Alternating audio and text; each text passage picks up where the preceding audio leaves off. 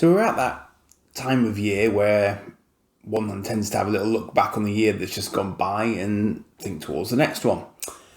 And for the first time this year, I've been to a few of these, which are the Toy Collectors Fairs, and run by BP Fairs, I think the company's called. And I've been to Bolton, and I've been to Doncaster. And I've also, of course, been to a fair few independent stores who are selling vintage toys in one way or another. I'm just I made myself a little list. So in January, I went to see Forever Retro for the first time. I went to iCollectibles in February. I went to Doncaster Fair in February as well. Jurassic Toys in July. The Vintage Toy Exchange and Matlock in August.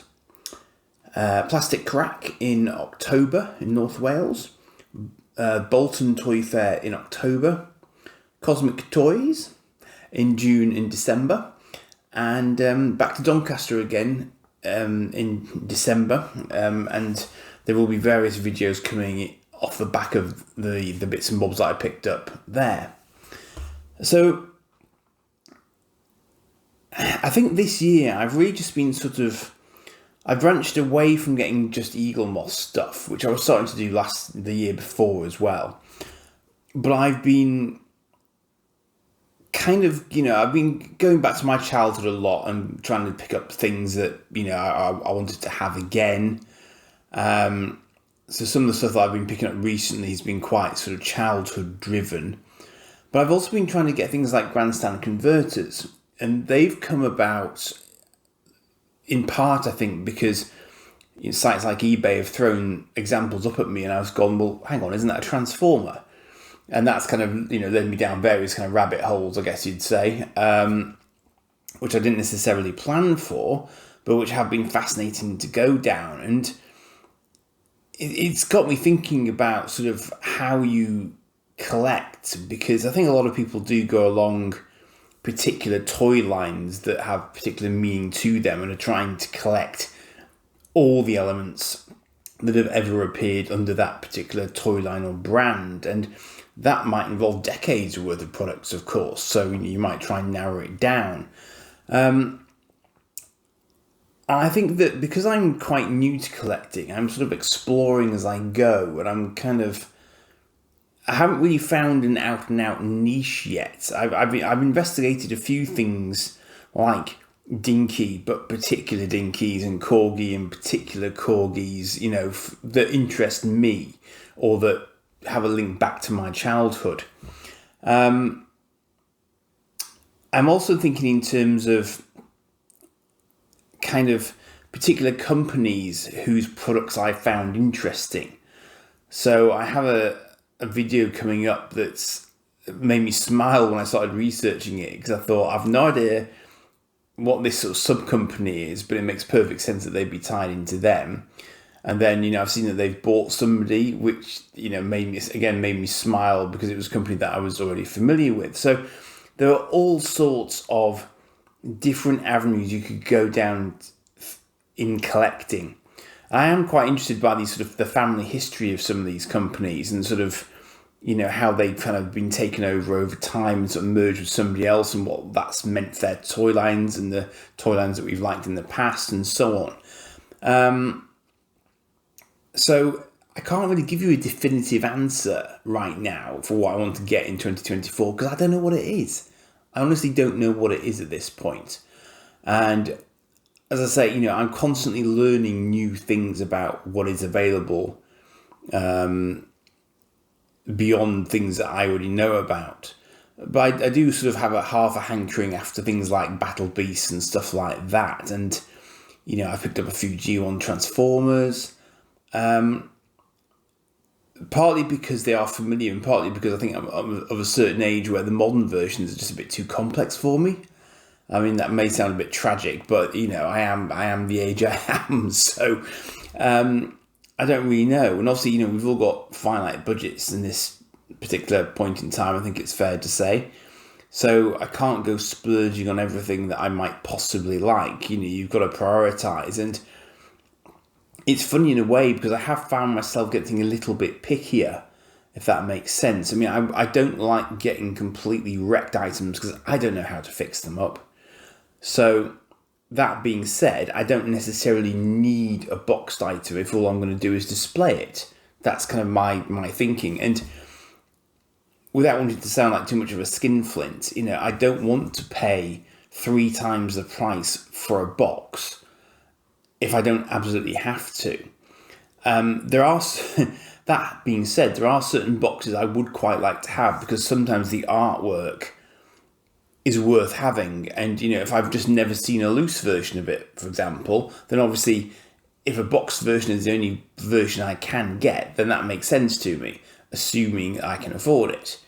But it is quite interesting because I have found that, when you're on eBay, your ability to spend is virtually unlimited given all the sort of options they throw at you on checkout.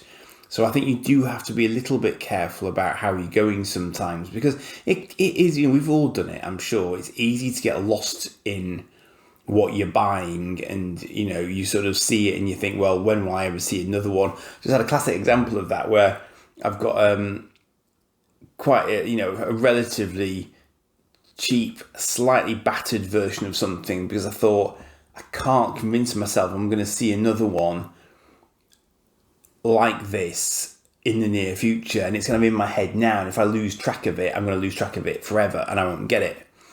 So I got that, and then of course 3 days later a really shiny version of it appears, albeit with a box. But actually, I said to myself, well, actually, no, I'm happy with my original decision because that was what I could actually afford. I can't really afford this right now because I've got a few significant items of late, so I don't want to go crazy. And, you just have to bear that in mind that these things will go round the houses. They will cycle back. You don't have to get it all at once. The temptation is there because eBay does make it very easy to get everything all at once. But I think that with that comes the risk that someone's put a slightly silly price on eBay for something, hoping that somebody like you will come along and go, all right, got to have it now, boosh. And in fact, had you just taken a moment, looked at the past sold prices, you could have thought to yourself, actually, that's not really the going rate. They're just trying to grab you because there aren't that many available at any given point in time. So, stick it on a list, come back to it. But these are all things that I'm learning now. I mean, it sounds like I'm being all sort of all-knowing, and I'm not, because I'm new to this. When I list the places off that I've been to this year, it's not kind of voluminous. It's not like I'm getting all this info really, really quickly. And last month was the first time I've got all the way around Doncaster Toy Fair in one go because I'm really now starting to identify the things that I'm really sort of starting to take an interest in and sort of aim for. So I think, you do have to be reasonably focused. Otherwise, you'll either buy too much or you'll buy stuff and you'll regret it after the fact because you didn't really have a massive interest in it. If you're curious, there is stuff that I do buy, obviously with half a mind to making videos after the fact. Generally speaking, I try not to do that unless it's something that I've got a genuine interest in, because otherwise I don't think I can be, emotive with you about it. So I prefer to buy things that are a natural fit with my own interests. Otherwise I don't really see the point. But I am doing it with a view to having, halfway decent examples so that I can then show you. And if eventually I do get monetized, and obviously I can then start putting some of that revenue back into getting more stuff that I wouldn't otherwise be able to get. And that's kind of why I'm trying to get to that point. It's partly because it's a hobby thing, and we were discussing this on the Cosmic Council the other day. I think for Ed and I, it's more of a sideline to our main day jobs, so we don't have quite the same impetus that someone like Gareth does, for example, who's doing it as part of their, building their business. And, everyone's doing it for their own reasons, obviously, and there's absolutely nothing wrong with that. So my particular goal is that as a sort of, just as a personal goal, I'm trying to get to the point where I could be monetized. I probably won't earn a lot of money from it, but I can then at least say, well, okay, whatever I do get, it's kind of offsetting the costs of driving to places like Doncaster and going round and getting a few bits and bobs every now and again. So yeah, no firm plans for 2024 in terms of. I mean, it might be nice to actually get something modern and actually follow a modern line for a while. I mean, because my son's now past the age where he's really into toys, I haven't actually been into a sort of a modern toy shop, if you like, for quite a while. And I quite like to go round. I mean, there are a few local to me who stock a decent range of stuff, but I just haven't been around them of late to actually go and see what is actually current and whether or not any of it is actually of any real interest to me. And indeed what the pricing is, because I've made the argument on a couple of videos, I think now, that going round a toy fair is actually quite a good way to spend a budget if you just want to get some stuff for your kids, because the older toys that aren't drawing in die-hard collectors are actually quite reasonably priced, and the kids won't necessarily care about boxes. So if you just want some loose, cheap toys, take yourself along to a fair and get something for the kids. It's perfectly workable.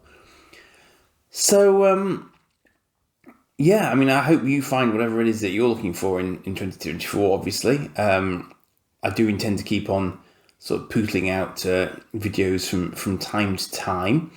I'm not going to tie myself into a regular slot because, that's kind of hard for me to do. But I mean, I do, that being said, I do have a little bit of a list at the moment of videos that I want to do. So I will try and sort of time those that I do kind of release them like once a week or something. Even if I've done a few in the bag, I might just keep myself ticking over, and I will try and make it through as many lives of other people and be in the chat there if anyone wants to have a chat with me or whatever. And yeah, beyond that, I will just see where life takes me and see how much space I can actually find in the house to display things. So on that note, I will leave it there and wish you all a very happy 2024. And let's see where life takes us this year. Cheers for now.